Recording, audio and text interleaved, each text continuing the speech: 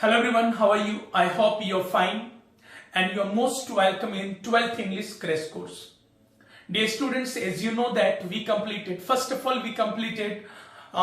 of English, and after that I gave you 40 important objectives from study of English. After that I completed poetry section, and from poetry section I also gave you 100 VBI objectives.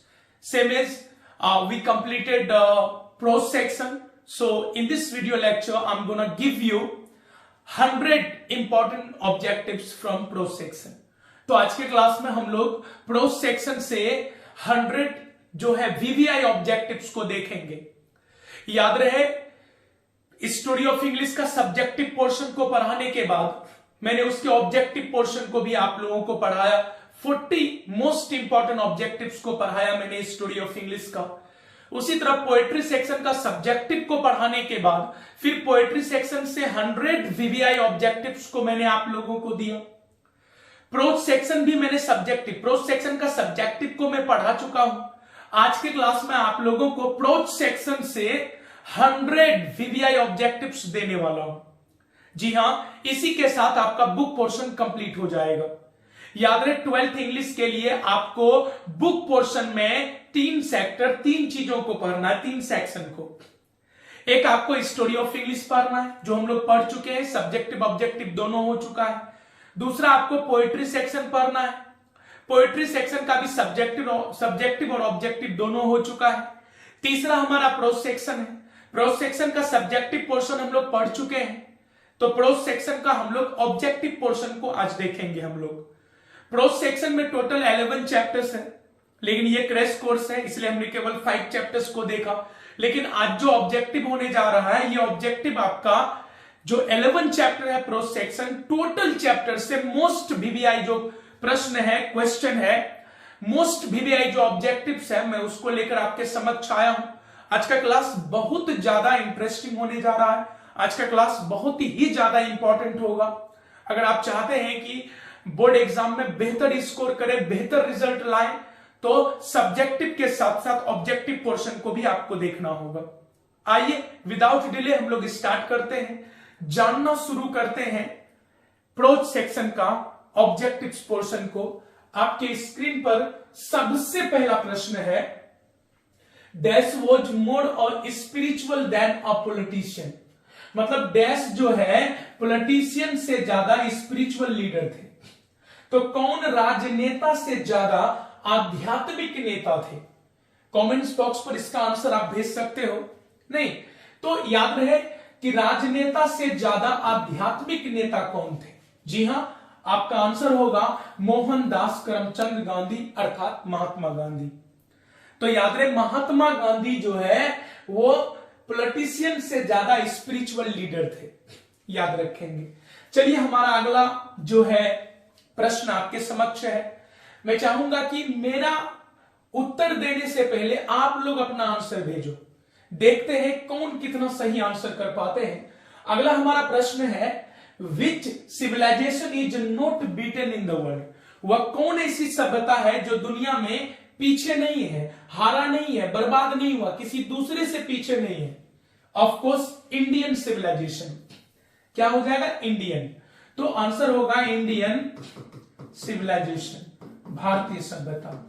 याद रहे, भारतीय सभ्यता जो है स्थिर है. नहीं तो भारतीय सभ्यता स्थिर है, यही इसकी सुंदरता भी है. चलिए, अगला प्रश्न आपके समक्ष रहा, who imagined that they will avoid the mistakes of Greece and Rome. मतलब ये किसका कल्पना है कि रोम और ग्रीस ने जो गलती किया है वो हम नहीं करेंगे. रोम और ग्रीस के लेखकों का, वहां के कहानी को, वहां के इतिहास को पढ़कर कौन खुद को बचाए रखना चाहता है? ऑफ कोर्स याद रखेंगे, यूरोपियंस. क्या होगा? यूरोपियंस. हमारा अगला प्रश्न है. चलिए, सब आंसर कीजिए एकदम. पहले आप लोग पहले आंसर करो, देखिए कितना आप सही हो, कितना आप पढ़े हो. चलिए, अगला आपका जो प्रश्न है, India's glory is that it is. Bharat का सुंदरता यह है कि यह. तो क्या है यह? तो याद रहे, इट रिमेन्स इमूवेबल. इमूवेबल.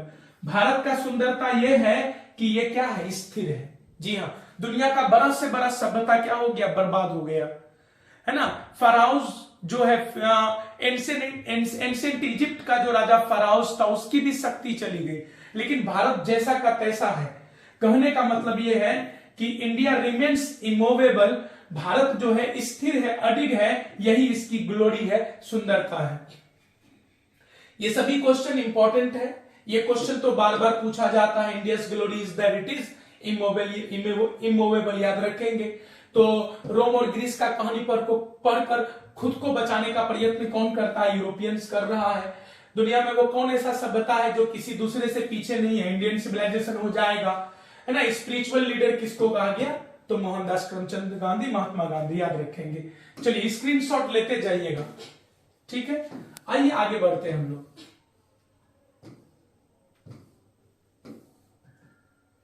चलिए अगला आपका जो प्रश्न है आपके समक्ष है, अगला प्रश्न देखिएगा। अगला प्रश्न है आपका, the charge against India is that, Bharat के खिलाफ क्या आरोप है?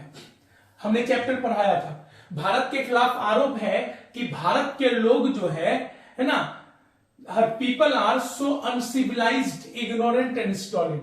मतलब भारत के लोगों के खिलाफ यह आरोप है कि भारत के लोग अनसिविलाइज्ड है, बोले तो असभ्य, जंगली, इग्नोरेंट है ना। इग्नोरेंट का मतलब क्या होता है? इग्नोरेंट का मतलब होता है मूर्ख है, एक तरह से, याद रहे। तरक्की नहीं करने वाला।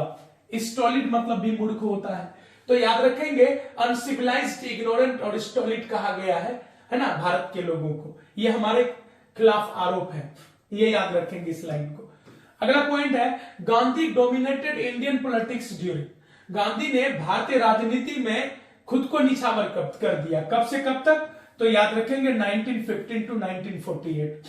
अगला पॉइंट है, the western civilisation has the tendency to privilege, मतलब पश्चिमी सभ्यता का प्रवृत्ति क्या है, वो हमें किस दिशा में लेकर जाती है?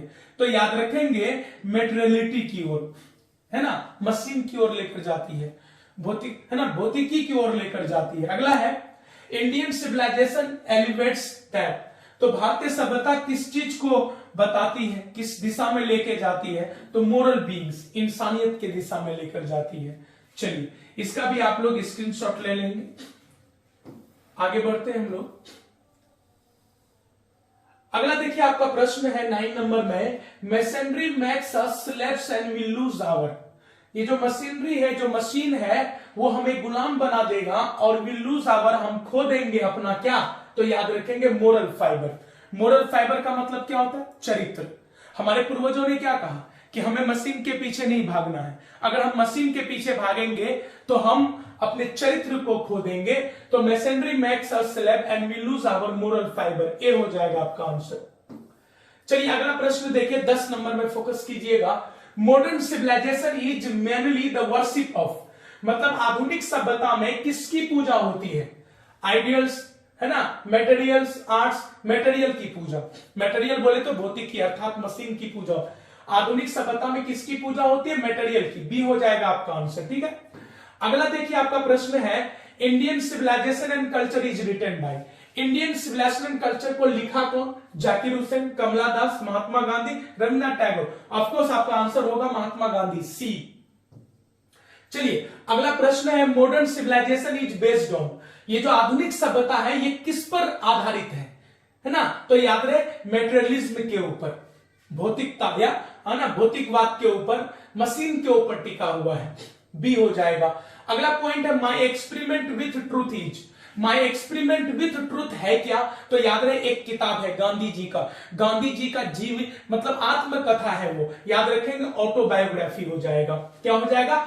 माई experiment with truth is autobiography, B हो जाएगा आपका आंसर। चलिए अगला प्रश्न है, who is popularly known as Bapu और फादर ऑफ द नेशन, है ना, कौन बापू या फादर ऑफ द नेशन, राष्ट्रपिता के नाम से जाने जाते हैं? ऑफकोर्स बच्चा बच्चा जानता है, महात्मा गांधी, बी होगा आंसर। चलिए अगला, Mahatma Gandhi died at the hand of fanatic, मतलब महात्मा गांधी मरे है ना एक कट्टर व्यक्ति के हाथों ऑन डैश, कब? तो 30 जनवरी 1948, डी होगा आंसर, हर कोई जानता है। अगला, my experiment with truth is written by, हमने कहा my experiment with truth Gandhi ji का आत्मकथा है, मतलब उन्होंने लिखा है, तो इसका रिटन बाय गांधी जी। कहां है आंसर? बी, बी हो जाएगा। My experiment with truth is written by Mahatma Gandhi, याद रखेंगे। अगला प्रश्न है, in the essay Indian civilisation and culture Gandhi ji talks about the foundation of Indian civilization. Indian civilisation and culture chapter में गांधी जी ने भारतीय सभ्यता के बुनियाद के बारे में बताया है, इसलिए आपका आंसर होगा इंडियन सिविलाइजेशन। अगला प्रश्न है, यूरोप है ना, European civilisation will mean dash for India, मतलब भारत अगर यूरोप के सभ्यता का नकल करेगा तो भारत के लिए क्या होगा? ये बर्बादी होगा, रून। तो याद रहे यूरोपियन, यहां पर यूरोपियन होगा, European civilisation will mean ruin for India, रट लीजिएगा, अक्सर पूछा जाता है। अगला 19 नंबर में देखिए, Gandhi ji wrote many articles for, Gandhi ji ने ढेर सारा आर्टिकल्स लिखा, किस पत्रिका के लिए? तो यंग इंडिया, यंग इंडिया, याद रखेंगे। अगला पॉइंट है, doctor Zakir Hussain became the president of India in, doctor Zakir Hussain Bharat के राष्ट्रपति कब बने थे? 1967, 1967, डी होगा आपका आंसर। अगला है, earlier to becoming the president of India in dash, earlier to becoming the president of India, यहां पर जो है प्रश्न थोड़ा सा यहां पर चेंजिंग होगा कि earlier to becoming the president of India Zakir Hussain was dash dash, तो I think governor of dash होगा, तो बिहार होगा। इसको अच्छे से, इस प्रश्न को हम लोगों को अच्छे से जानना होगा। Earlier to becoming the president of India, आगे होगा Zakir Hussain was the governor of dash, तो होगा आपका बिहार ना, मतलब राष्ट्रपति बनने से पहले डॉक्टर जाकिर हुसैन जो थे वो क्या थे? तो बिहार के क्या थे जी? गवर्नर रह चुके थे। अगला, Bharat is my home, N extract from the speech of doctor Zakir Hussain was given by him in, मतलब भारत इज माय होम जो भाषण है, इस भाषण को डॉक्टर जाकिर हुसैन ने दिया था, कब दिया था? आपको 1967 में, जब वो राष्ट्रपति बने थे। अगला पॉइंट है, in his first presidential speech doctor Zakir Hussain pledge himself to the service of the totality of India, sorry ये नहीं होगा क्योंकि यहां स्ट्रक्चर है, टोटलिटी ऑफ इंडिया कल्चर, है ना। तो याद है उन्होंने जो भाषण दिया था उसमें उन्होंने कहा था कि मैं भारत के संस्कृति के प्रति वफादार रहूंगा। चलिए अगला देखिए पॉइंट है, doctor Radha Krishnan always champion the right of all man to live in, मतलब डॉक्टर जाकिर हुसैन जो है हमेशा सहयोग किए, हमेशा साथ दिए लोगों का ना, लोगों का है ना, the right of all man, लोगों को अधिकार से जी सके, किस अधिकार से? तो याद रहे यहां पर हो जाएगा डिग्निटी एंड विथ जस्टिस, मतलब डॉक्टर राधा कृष्णन ने लोगों का हर संभव मदद किया कि लोग जो है प्रतिष्ठित तरीके से और न्यायपूर्वक तरीके से रहे, तो आपका सी हो जाएगा आंसर। अगला, doctor Zakir Hussain entered the office of the president in a spirit of dash, doctor Zakir Hussain है ना राष्ट्रपति भवन जब प्रवेश किए तो किस चीज के साथ किए थे?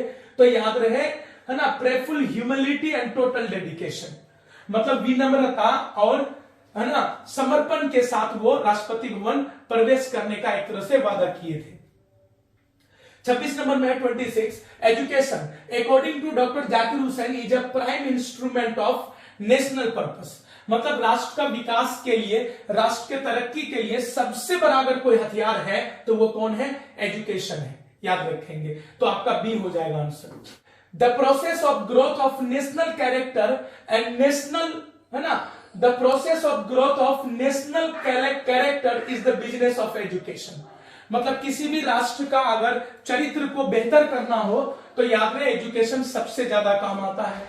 अगला है, work on one self means work for है ना इंडिविजुअल, सी हो जाएगा आपका। अगला पॉइंट है, when was doctor Zakir Hussain was born, doctor Zakir Hussain का जन्म कब हुआ? तो याद रखेंगे 1897, याद रखना है इसको। अगला होगा, when did doctor Zakir Hussain die, कब मरे थे? तो याद रखेंगे 1969 में। अगला पॉइंट है, doctor Zakir Hussain was our greatest freedom fighter as well as an eminent educationist, याद रहे स्वतंत्रता सेनानी तो थे ही, साथ ही साथ प्रचंड विद्वान भी थे, तो एमिनेंट एजुकेशनिस्ट हो जाएगा, बी आंसर हो जाएगा। अगला है doctor Zakir Hussain said Bharat is my home is the context of his dash. तो क्या हो जाएगा, प्रेसिडेंशियल हो जाएगा, है ना, प्रेसिडेंशियल हो जाएगा, बी हो जाएगा आपका। अगला पॉइंट है doctor Zakir Hussain has written, doctor Zakir Hussain ने लिखा भारत इज माय होम। अगला पॉइंट है earlier to becoming the president of India doctor Hussain serve as the governor of Bihar, राष्ट्रपति बनने से पहले वो बिहार के क्या थे, गवर्नर थे, याद रखेंगे। अगला पॉइंट है who is the author of the prose a pinch of snuff, of course Manohar Malgonkar, B हो जाएगा। अगला पॉइंट है mother said the Nanu Kaka is coming to see some minister, Nanu Kaka Delhi आए थे मंत्री से मिलने के लिए, बी हो जाएगा। The narrator of a pinch of snuff was on probation under secretary, मतलब ए पिंच ऑफ सनफ का जो नरेटर है, जो लेखक है मनोहर मालगोनकर, वो अंडर सेक्रेटरी थे ऑन प्रोबेशन, प्रक अवधि के लिए। अगला 39 who was coming to visit narrator's family, narrator के परिवार में कौन आ रहा था, तो याद रहे नानू काका आए थे, सी हो जाएगा। Nanu Kaka was related to the narrator's as he is his, तो याद रखेंगे Nanu Kaka was related to the narrator's as he was his uncle, याद रहे नानू काका जो थे नरेटर का, लेखक का क्या थे, अंकल थे, मैटरनल अंकल, मामा थे। अगला name of the son of Sohanlal Ratiram, Sohanlal Ratiram का पुत्र का नाम क्या था, रतिराम, सी हो जाएगा आंसर। अगला Sohanlal Ratiram was the party boss in Delhi, Delhi में एक पार्टी का बॉस था सोहनलाल।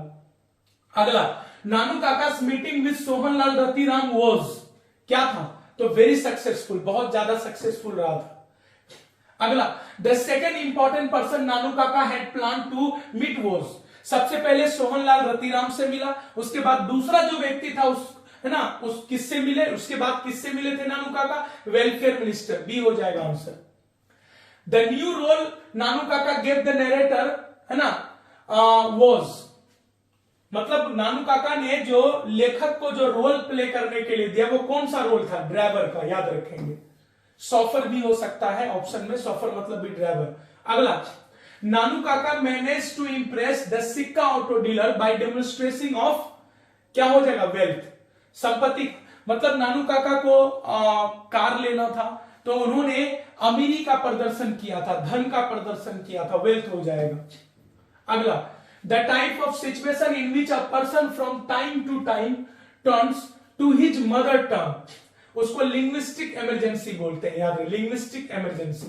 अगला 48 Nanu Kaka told take me to the Maharaja Sutaktas palace to return the horoscope, मतलब जब वेलफेयर मिनिस्टर के गेट के पास नानू काका और लेखक पहुंचे तो वहां पर नानू काका ने लेखक को कहा कि ड्राइवर चलो अब मुझे महाराजा सुतकता के महल जाना है, उसका जन्म कुंडली देना है, तो होरोस्कोप हो जाएगा।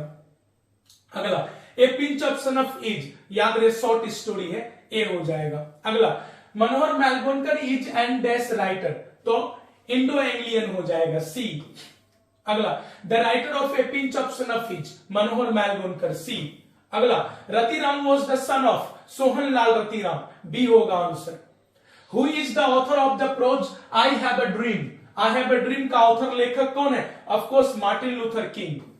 अगला है Martin Luther King junior was born in, Martin Luther King junior का जन्म हुआ कब था, तो याद रहे मार्टिन लूथर किंग जूनियर जो था इसका जन्म हुआ था ये 1929 में, 1929 याद रखेंगे।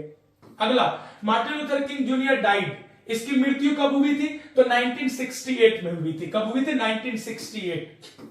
अगला Martin Luther King junior was influenced by which Indian leader, Martin Luther King junior Bharat के किस नेता से प्रभावित थे, ऑफकोर्स गांधी जी, ए होगा आपका आंसर।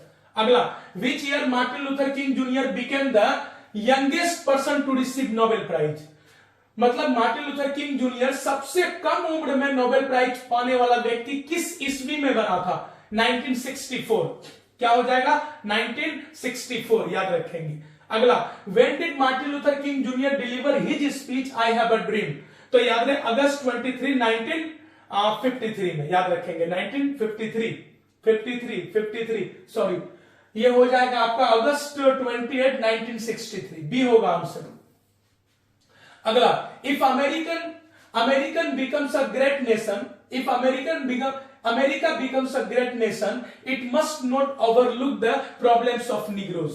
मतलब इसका मतलब यहाँ पर थोड़ा, इसका मतलब है कि अमेरिका अगर एक महान राष्ट्र बनना चाहता है तो उसे जो है निग्रो जाति को नजरअंदाज नहीं करना होगा, सी हो जाएगा। I have a dream is a part of speech delivered by, तो मार्टिन लूथर किंग जूनियर हो जाएगा। Martin Luther King junior was a great orator, वक्ता। मार्टिन लूथर किंग जूनियर एक महान वक्ता थे, B. The condition of Negro was, Negro जाति का स्थिति कैसा था, अपेलिंग, जर्जर, बद से बदतर था। अगला, the life of the Negro is, Negro जाति का जिंदगी कैसा था, तो sadly crippled by the manacles of segregation, C हो जाएगा। अगला है Martin Luther King junior was, थे क्या वो, तो याद रखेंगे a civil right activist, C हो जाएगा। अगला, who is the author of the prose piece ideas that have help mankind, ideas that have help mankind का ऑथर कौन थे, बेर्ट्रांड रसल, याद रहे क्या हो जाएगा, B, Bertrand Russell. Bertrand Russell belong to Britain, Britain के थे, याद रखेंगे। फॉर होमोसेपियंस सर्वाइवल वॉज, है ना, प्रॉब्लम, मतलब मानव जाति के लिए जीवन यापन शुरू से ही एक समस्या रहा है, प्रॉब्लम। व्हाट टॉट, है ना, what taught us to be more friendly towards one another, मतलब कौन सिखाता है कि हमें एक दूसरे के साथ मैत्रीपूर्ण तरीके से रहना चाहिए, आपको सिविलाइजेशन, बी होगा। Who has written the prose piece, the artist, the artist लिखा कौन है, सीगा नोया, सी हो जाएगा। Who is the main character of the artist? The artist का मेन कैरेक्टर कौन है, सेबे, याद रहे, सी हो जाएगा। सेबे often went out to buy himself, सेबे जो है बाहर जाता है क्या खरीदने के लिए, गार्ड, सी होगा answer. CB lived in, CB रहता था, कहां रहता था, हार्बर टाउन, याद रखेंगे। Which type of guard did CB like, CB किस प्रकार का जो है गार्ड पसंद करता था, सिमेट्रिकल, सुडोल। How old was CB, CB कितना साल का था, तो 12 ईयर्स ओल्ड। सीबी 12 वर्ष का था तब भी वो प्राइमरी स्कूल में था, ठीक है, 12 ईयर्स ओल्ड हो जाएगा। Shiga Naoya is a famous dash story writer of the 20th century, तो याद रहे क्या होगा, Chinese, English, German, Japanese, Japanese writer थे। Shiga Naoya was a famous Japanese writer, है ना, short story writer of 20th century. The artist has been written by, the artist को लिखा कौन है, ऑफकोर्स सीगा नोया ने लिखा है। The artist is a dash, the artist है क्या बाबू, शॉर्ट स्टोरी है, याद रखेंगे, ए होगा। Seibei is a character of, किस चैप्टर का कैरेक्टर है, द आर्टिस्ट का है, बी होगा answer. Who is the author of the prose a child is born, और चाइल्ड इज बोर्न का ऑथर कौन है, तो जर्मन ग्रीड है, याद रखेंगे। A child is born is an extract from the author's book, मतलब लेखिका के किस किताब से अ चाइल्ड इज बोर्न को लिया गया है, तो याद रखेंगे sex and destiny, the politics of human fertility, याद रखेंगे। क्या हो जाएगा, आपका आंसर हो जाएगा डी। अगला पॉइंट है 81, Germaine Greer was born and educated in, Germaine Greer का जन्म कहां हुआ और शिक्षा भी कहां हुआ, तो ऑस्ट्रेलिया में हुआ था, 81 का सी हो जाएगा। 82 में चलिए, clearly infant and mother mortality rate is greater इन, मतलब किसमें मां और बच्चे का मृत्यु दर अधिक है, तो हमने चैप्टर में देखा था, पढ़ा था, ट्रेडिशनल बर्थ में, याद रखेंगे। अगला, married women do not become member of their new family until, है ना, दे हैव, तो याद रखेंगे start cooking, started to earn, mix with other, burn a child, जब तक कि बच्चे को जन्म ना दे दे तब तक वो नए परिवार के सदस्य नहीं बनती है।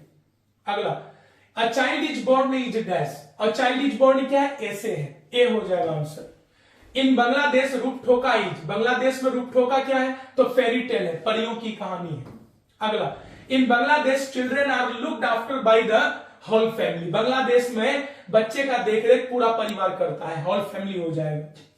अगला, Celtic women go to stay during the last stage of pregnancy, मतलब प्रेगनेंसी के अंतिम दिनों में सेल्टिक वुमेन कहां जाना पसंद करती है, तो एट हर मदर्स हाउस, माइका जाना पसंद करती है, सी।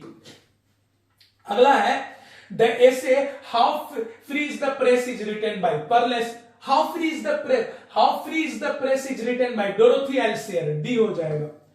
The press can make or break, मतलब प्रेस जो है वो बना भी सकता है, बिगाड़ भी सकता है, किस चीज को, रेप्यूटेशन को, याद रखेंगे। अ free and fair press is the true watch dog of, एक साफ और सुथरा, जो एक स्वतंत्र और साफ प्रेस वही है ना, जो डेमोक्रेसी का, प्रजातंत्र का पहरेदारी करता है ना। किसके, जिस तरह मतलब जो प्रजातंत्र का पहरेदार हो, वही फ्री एंड फेयर प्रेस है। तो याद रहे, a free and fair press is the true watchdog of democracy, D हो जाएगा। अगला, the prose piece the earth is written by, the earth लिखा कौन है, तो एच.ई. बेट्स, सी हो जाएगा। Johnson only son was, Johnson का इकलौता पुत्र था कौन, बेंजे, सी हो जाएगा।